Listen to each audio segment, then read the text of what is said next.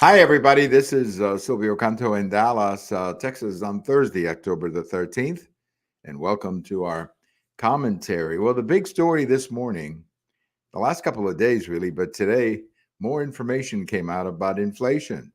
And I wish I could tell you better because it impacts me as well.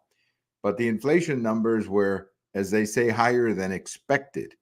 And basically, it's a complicated report, it's a long report. But there's two things that really stand out when you go inside the numbers. The first one is that the price of food went up 13%. So the price of food is really the killer here because that's what's going right at families, 13%. And that is devastating. I mean, look, most of us live on a budget and we obviously have to live within our means, but when the price of food goes up 13%, I guarantee you most people did not get an increase in their salary of 13% over the last year. So that's a killer. That 13%, that is a killer for most American families. The other big number too was rent.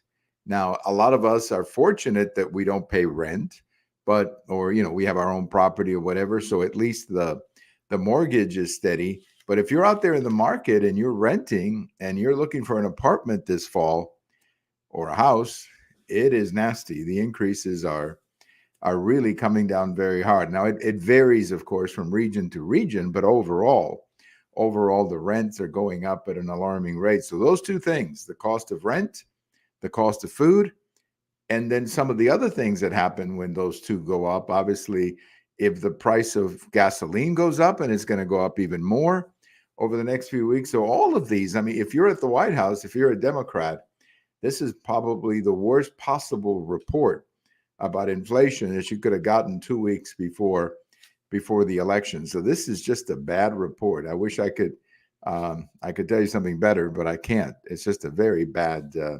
report. Well, President Biden was a special guest on the Jake Tapper show on CNN. And this is the amazing thing to me. They have the President of the United States on a primetime show, and it barely gets a million people. And when you look into the numbers, the demos that they like to follow, it's like way down. I mean, it's like number 3 in the cable news ratings, behind Fox News, behind MSNBC, and here comes CNN with their interview of the President of the United States. I mean, I can understand if regular programming at CNN is number 3 behind Fox and MSNBC. It's been that way for a while. But you have the President of the United States on CNN for a primetime interview, and it gets a horrible audience. That tells you two things that are going on. Number one, apparently nobody cares what President Biden says. No, nobody's following him. He's going out one ear and out the other, and people are just paying no mind. The other thing, I think it tells you a lot about Jake Tapper and CNN. Jake Tapper, I don't know how many of you remember this, but at one time he used to work for ABC, and he was their White House reporter for ABC. And he was actually a decent reporter back then. He would represent himself professionally at the press conferences. He had a good reputation for being a good reporter, somebody who would, uh, go down the middle and not play partisan. Then he went over to CNN, and I don't know whether he was forced to do this or whether he was enjoying doing this, but he became just another reporter at CNN obsessed with Trump. Now Trump is not around anymore, so Jake Tapper and all the others are really struggling in the ratings. But when you watch that interview, and I had a chance to see clips of it, I couldn't see it live. I was tied up because I teach in the evening, so I couldn't watch it. But when you saw clips of that interview, you realize, how bad Jake Tapper was. First of all, he allows the president of the United States to say that there's no recession. Well, that's not true. There is a recession. Let me say hello to my friend I am. There is a recession. There is a recession. It's called 2 consecutive quarters. So we've had a recession. So he didn't challenge the president of the United States on his assessment of the economic situation. The other thing that was really, horrific to watch is the interview about Hunter Biden, or the portion about Hunter Biden. Look, there's two stories in the Hunter Biden story. There's two. The first one is about his addictions and his problems, his personal problems. That's a personal story. I personally don't care about that. In fact, I am sympathetic to anybody who's had addiction problems and has overcome them. Apparently, that's the case of Hunter Biden. So, I can see where Joe Biden, the father, would say, look, I'm proud of my son. He had addiction problems and he overcame them. In that respect, I have no problem with that. But that's not the issue. It's not his addiction problems. The issue is that Hunter Biden, at least on the surface, it appears that he was using his father's name and at times even flying on his father's airplane to do business. I mean, he was given an amazing position in the board of directors of a Ukraine energy company. Here's a guy who had no experience whatsoever in the energy field, and he gets a high-ranking position as a director in a Ukraine oil company.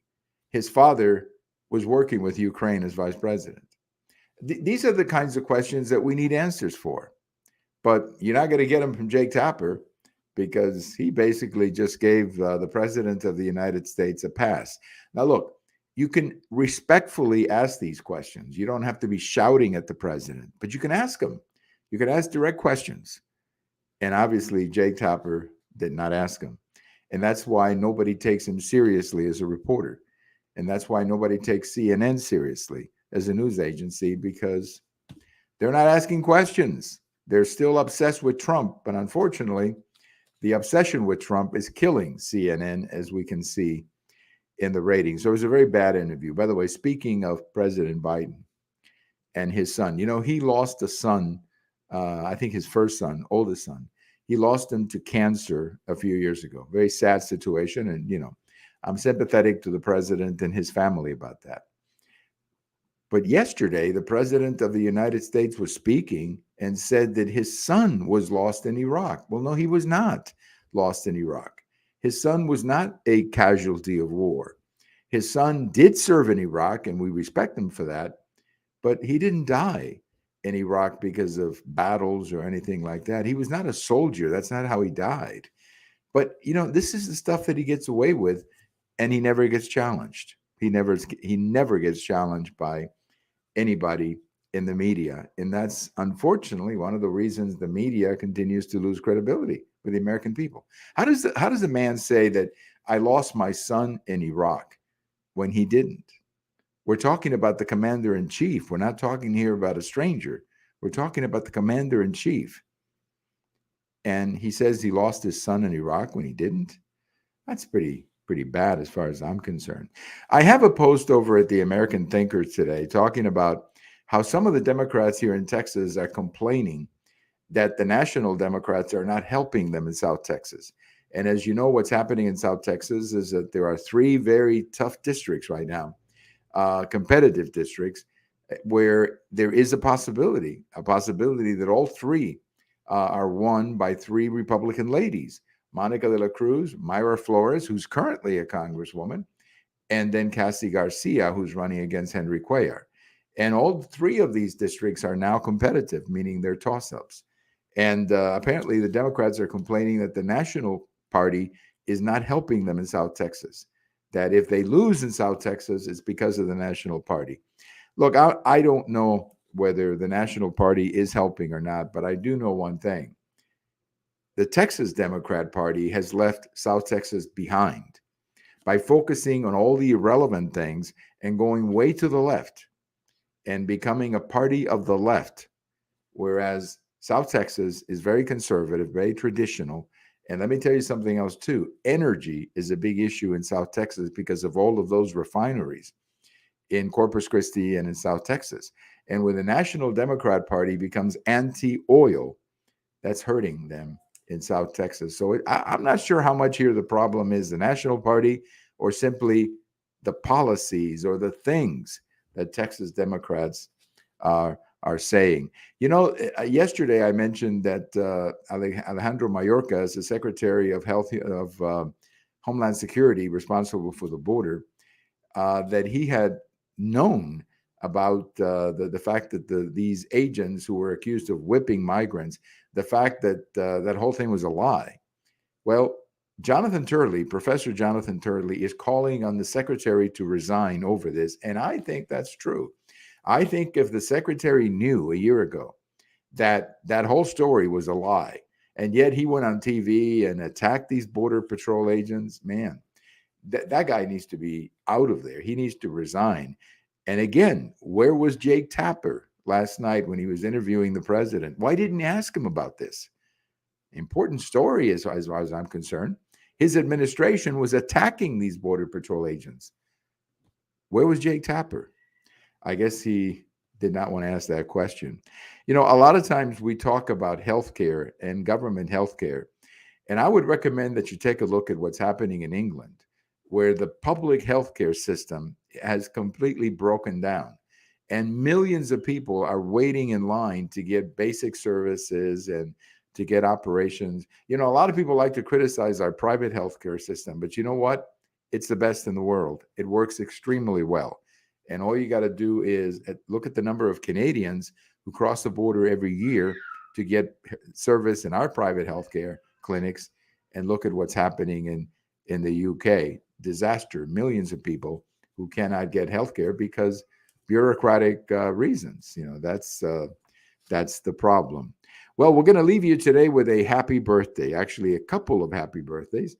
I want to say happy number 81 to Paul Simon. I'm sure you remember Simon and Garfunkel, Bridge Over Troubled Water, Mrs. Robinson. Happy 81 to Paul Simon.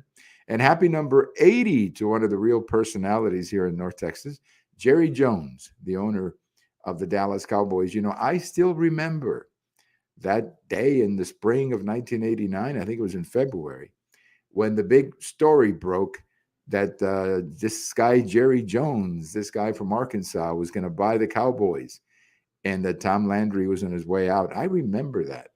I remember it was a big story. In fact, I had just gotten in from Mexico. I had gone to Mexico in business, and I had just gotten in.